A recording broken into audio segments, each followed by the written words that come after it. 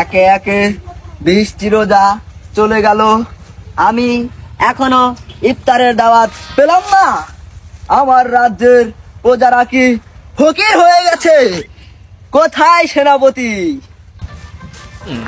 আজ্ঞে মহারাজ, আজকে মুর্শিদে শুনেলাম মন্ডল বাড়ি মুর্শিদে নাকি আজকে ইফতার করবে, তাও নাকি তেল তেলা। খামোশ! আমার রাজ্যের প্রজারা কি এতই গরিব হয়ে গেছে? এর আগে আমার ইফতারি করিয়েছে জেলাপি দিয়ে, আমার হাগু কষা হয়ে গিয়েছিল। এখন কি আমাকে তেল তেলা খিচুড়ি দিয়ে কি আমাকে পাতলা পায়খানা বানাতে চায়? মহারাজ, আপনি কি তাহলে দাওয়াত কবুল করবেন না?